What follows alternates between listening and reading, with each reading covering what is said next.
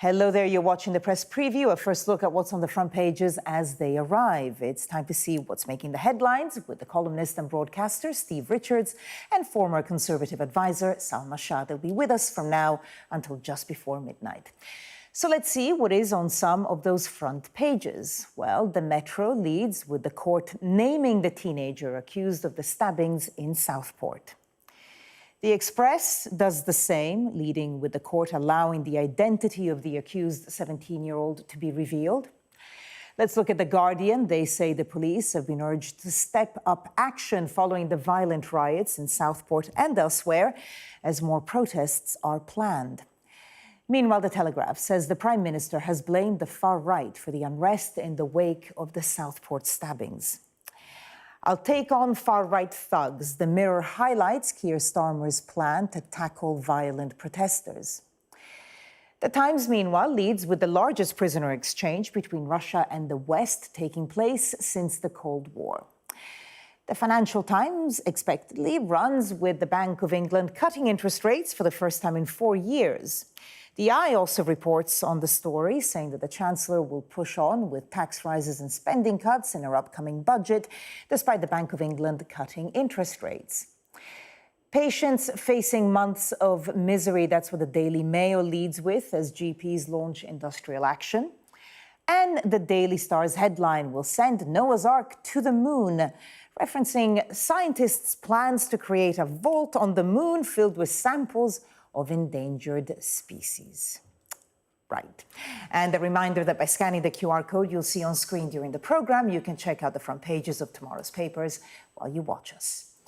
And we are joined tonight by Steve Richards and Salma Shah. Thank you both so much for being with us. Southport, obviously, the events, both the horrific stabbing and then the riots that we saw still dominating many of the papers. Let's look at the Metro, the front page there.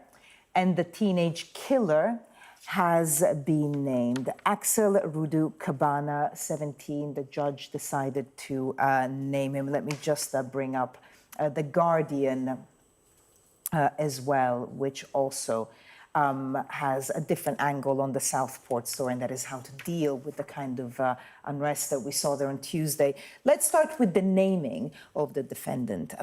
How unusual is it? It is unusual, but very important in this case, which is unusual.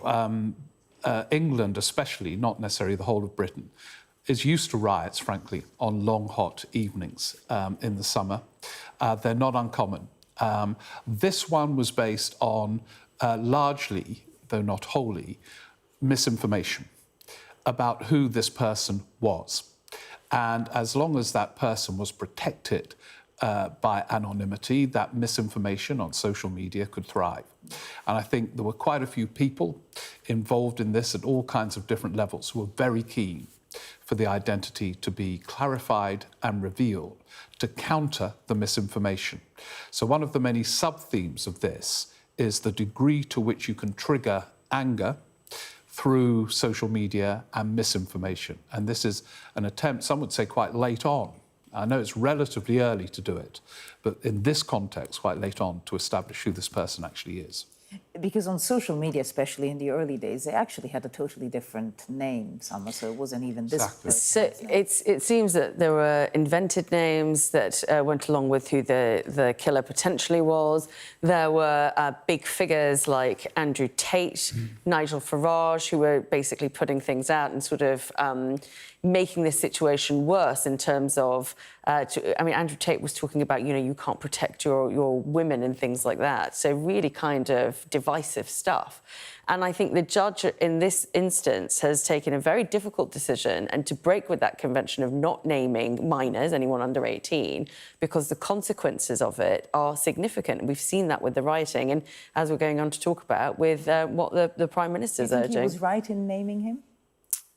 Yes, I think so, because I think the misinformation here is a real threat to law and order and keeping the peace. Yeah, well, let's take a look at The Guardian now, which is the same story but a slightly different line.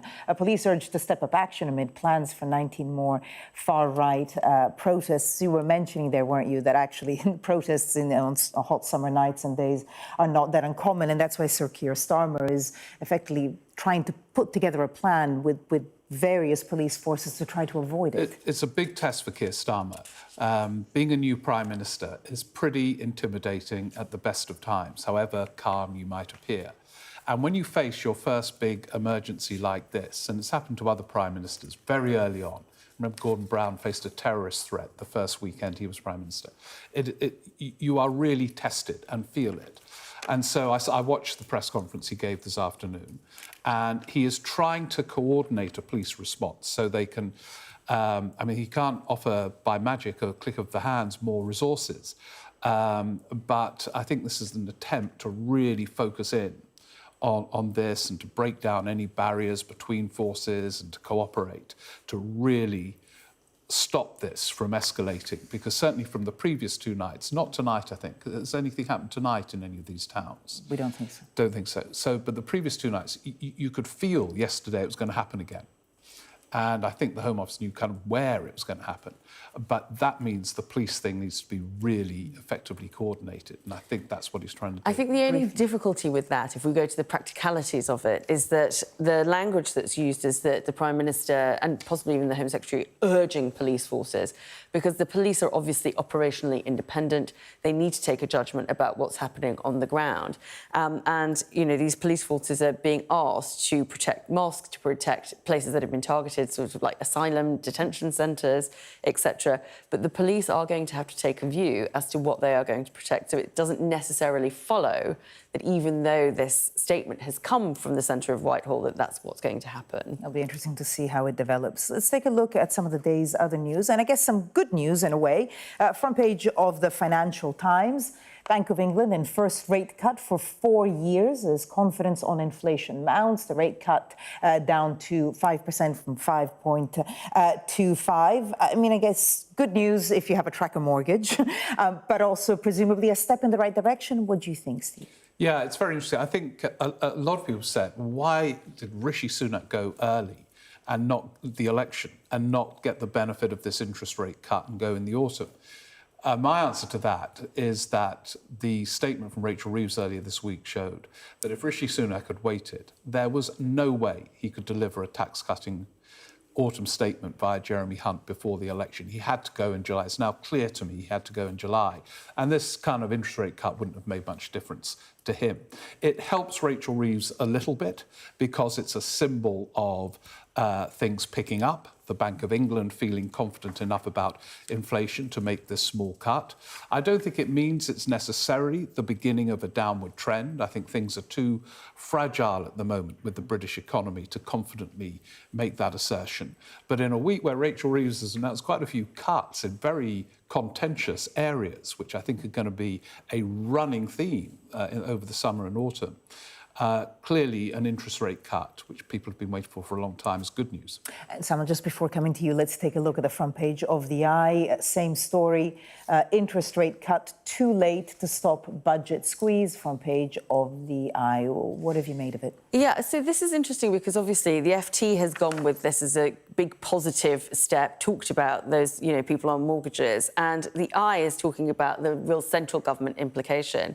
And throughout this, and you can see it right on the front page, is that Rachel Reeves has warned that she will still take the difficult decisions and blamed inevitably Liz Truss's mini budget. So this doesn't actually mean anything as far as the macro decisions in the Treasury are concerned. No. This is really about those small incremental improvements that we're going to have as a consequence of a bank rate cut. OK, now, before we finish this segment, let's go to the Daily Mail.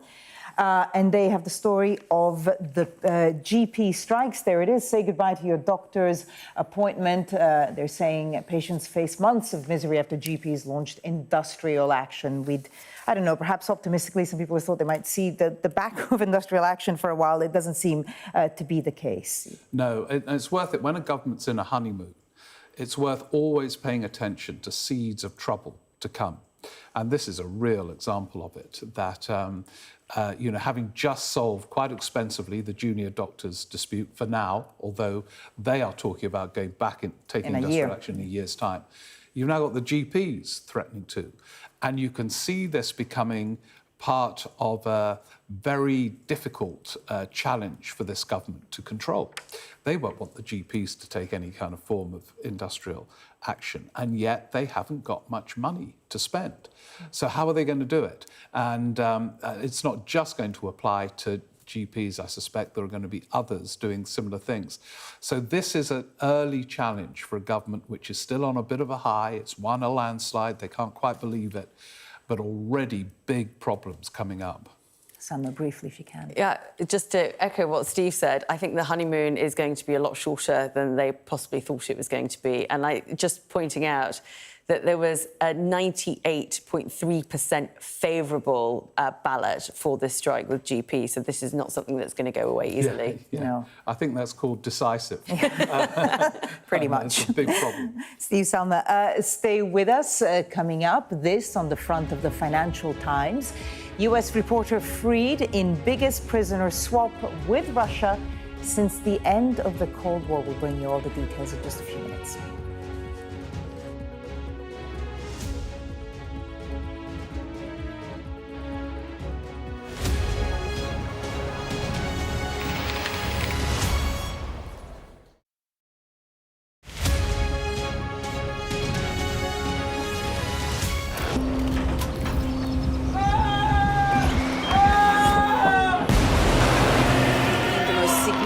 Day of this conflict. They keep telling us that they want aid. And this is what's left of it. Tanks, heavy vehicle.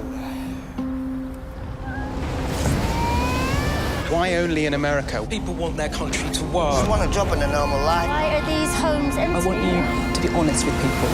That has happened within minutes. Sky News, the full story first. Free wherever you get your news. I'm David Blevins, and I'm Sky's senior Ireland correspondent. Politically, the two sides are as far apart as ever, and it's over that question of who has sovereignty in Northern Ireland, the very issue that's been the source of tension here for generations. It was just a handshake between two men in their 60s, but it's earned each of them a place in history. I've spent 25 years reporting the journey from conflict to peace. The political parties of Northern Ireland have reached agreement. We help you understand the world with us. If there's anyone who might know how to fix Northern Ireland's devolved government, it's the American architect that we've come to New York to talk to him. Changes in circumstance require changes in approach. If we both contract COVID-19 and end up in hospital, religion's nothing. It's a virtually invisible line, but this is the place where plans for a speedy Brexit came to a shuddering halt. Welcome to the Northern Irish border. What would you cook for the Brexit negotiators? Something fairly continental. You can't live in a place like this and not appreciate the environment.